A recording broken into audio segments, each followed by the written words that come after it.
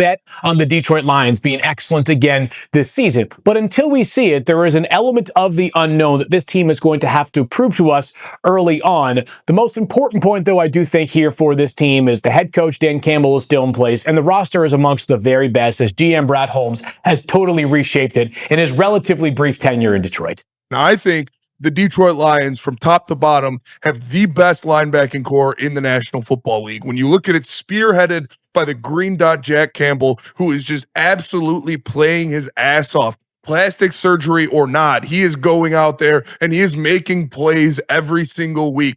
Alex Anzalone, since Jack Campbell has taken over as that Mike, it's freed him up to do different things and do what he does best. Sliding up and down the line of scrimmage, making plays in the backfield, and covering guys out in space. And a huge shout out to my guy, Derek Barnes. What he did against the Cleveland Browns is something that nobody has talked about that you need to go back and watch, because it's not the stats that are going to show up, even though he did have like 6 tackles and a tackle for loss. Every single time the Browns tried to run the ball to his side of the line, he was pushing his guy a yard, 2 yards into the backfield and blowing up those plays to allow a Jack Campbell or a Tyleik Williams to sneak down and clean up. And then when you throw guys like Grant Stewart, Trevor Nowaski, and even Zach Cunningham, who made plays on Derrick Henry in the mix, with Malcolm Rodriguez returning to this team and to this linebacking core, it makes a lot of sense that under Kelvin Shepard's tutelage as defensive coordinator, these linebackers are really flourishing. And it's impressive to see what they've been doing up and down from the first guy to the last guy. I believe the Detroit Lions have the best linebacking room in the NFL. It still is one of the top defenses in the National Football League, and they have a lot of guys that can do it. But your Detroit Lions, slowly but surely, got the engine turning and pulled it off. Tell me how you feeling. Oh, they're starting to look like a juggernaut, Richard. I'm certainly going into Sunday a lot more at ease with these last 3 weeks. And listen, the Cleveland Browns, they're the 1-3 Cleveland Browns, but reality is they just beat one of the best teams in the league in the Green Bay Packers last week. So coming into this week, the Lions are on high alert. Cleveland trots in, statistically the number one defense in the league, and Detroit took care of business 34-10.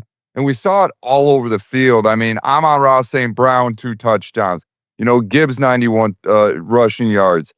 And it's just right now, it's a combination of a couple of things. For one, this defense is looking dynamic. They're looking like one of the best defenses in the league, which I myself might have called at the beginning of the year.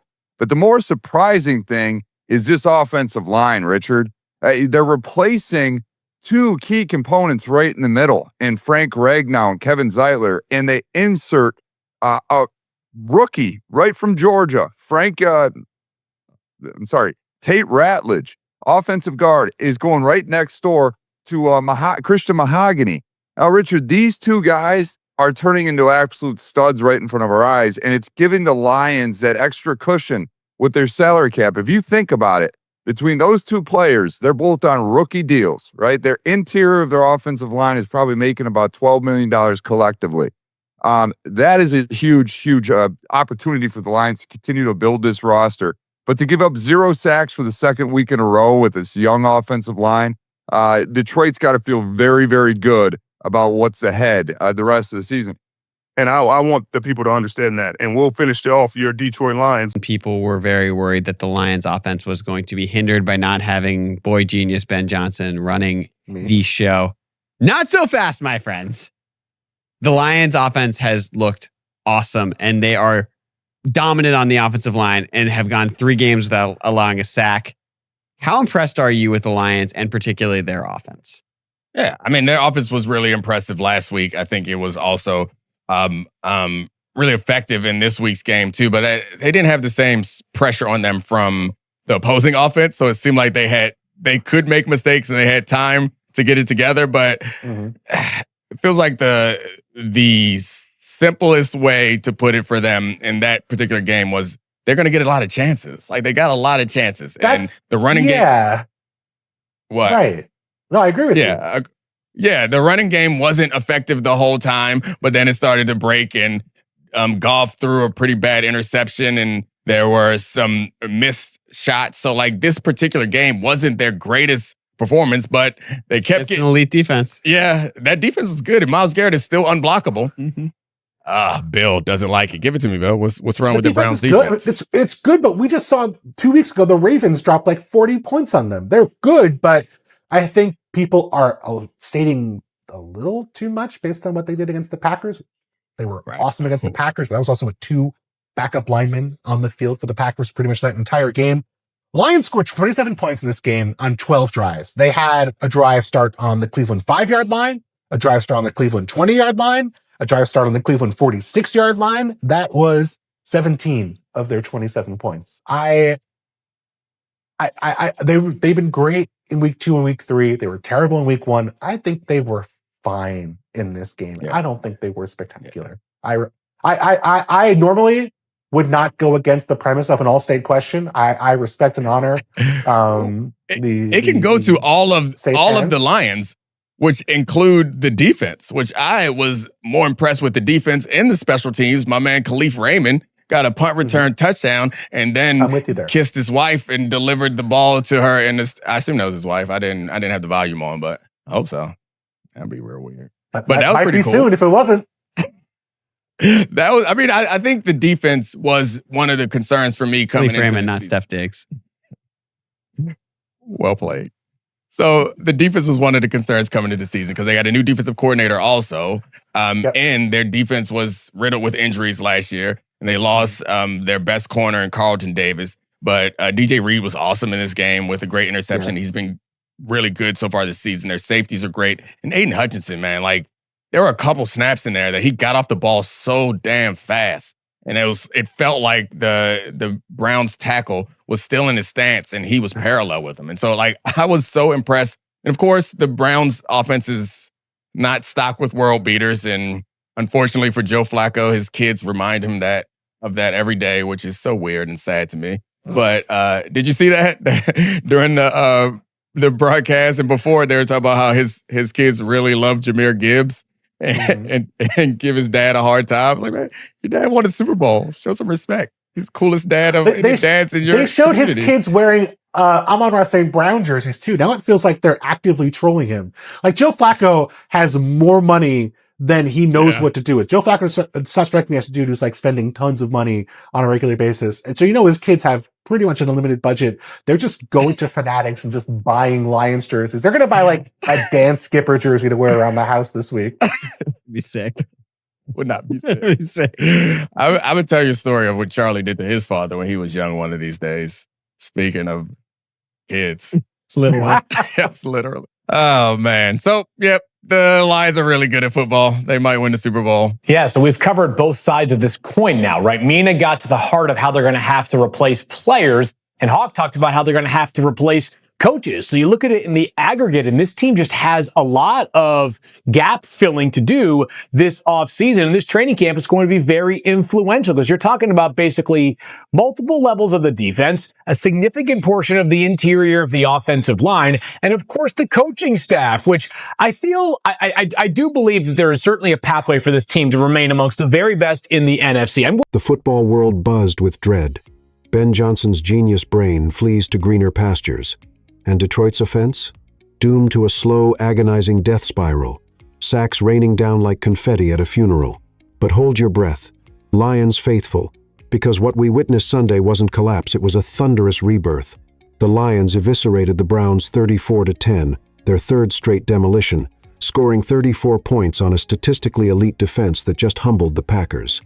Amon-Ra Street, Brown, 2 touchdowns, slicing through like a hot knife through butter. Jahmyr Gibbs, 91 yards of ground and pound fury. And Jared Goff? Surgical, 0 sacks allowed for the 3rd consecutive game. This isn't luck. It's a defiant roar against the doubters who whispered juggernaut no more. Feel that pulse in your chest. That's the heartbeat of a team refusing to fade. But if the offense is fire, the forge that tempers it, the offensive line, might just be the unbreakable steel holding back Armageddon. Skeptics sneered. Replace Frank Ragnow and Kevin Zeitler with unproven pups, and watch the Lions line crumble into a sack-fest graveyard. Wrong catastrophically. Exhilaratingly wrong. Enter rookies Tate Ratliff from Georgia and Christian Mahogany. Slotted cheek to jowl in the interior, turning a potential bloodbath into a $12 million salary cap masterstroke on rookie deals. 0 sacks surrendered again against a Browns front featuring the unblockable Myles Garrett, whose edge rush has haunted QBs like a vengeful ghost. Detroit's O-line, ranked top 5 inches rushing yards per game at 139, paving lanes for Gibbs' 91-yard rampage. This isn't protection, it's domination. A wall of defiance screaming, "Come take it." Lions Nation, your heart races because these kids aren't filling gaps, they're burying the competition alive. Yet, as the offense feasts, a darker beast awakens on the other side, the defense, once riddled with injury scars, now a predator hungry for souls. Last year's injury apocalypse left Detroit's D in ruins. Best corner Carlton Davis lost. A new coordinator in Kelvin Shepard staring down a rebuild from hell. Enter Week 4. Against Cleveland's vaunted number 1 ranked defense, until we shredded it. The Lions unit erupts, holding the Browns to a pathetic 10 points on 12 drives. DJ Reed? Interception clinic, locking down like a vault. Safeties?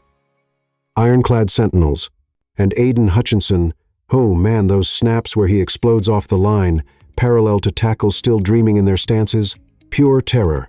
3.5 sacks per game as a team, tied for NFL's second best. Khalif Raymond seals it with a punt return TD, ball delivered to his waiting wife in a moment of electric romance amid the chaos. This defense isn't healing. It's evolved into a nightmare machine, forcing turnovers and crushing dreams.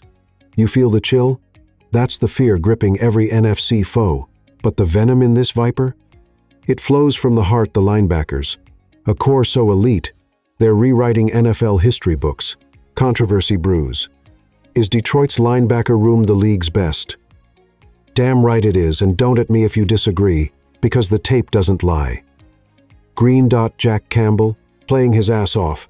Plastic surgery be damned, leading with ferocity. Alex Anzalone? Freed to prowl, sliding lines, stuffing back 6 tackles, TFLs galore. Derek Barnes? The unsung shadow, shoving runs 2 yards negative, setting up cleanups for Tyree Wilson. Mix in Grant Stewart, Trevor Nowaski's grit, Zach Cunningham's Henry stuffing thunder, and Malcolm Rodriguez's return. Under Shepard's whip, this pack averages top 10 stops league-wide. Against Cleveland, they swarmed like wolves on a wounded deer, turning elite runs into futile gasps. Pride swells in your gut, doesn't it? This isn't a unit.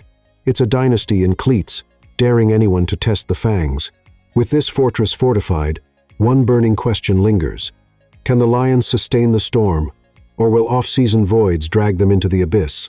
We've danced with destiny, offense roaring, lines unbreached, D devouring, but shadows loom.